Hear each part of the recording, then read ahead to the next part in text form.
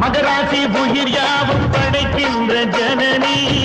பம்பை ஒலியோடு வர வேண்டும் பவனி இந்து முஸ்லீமுக்கும் ரத்தம் ஒன்றல்லவா சூசை வடிவேலும் ஒரு தாயின் பிள்ளை அல்லவா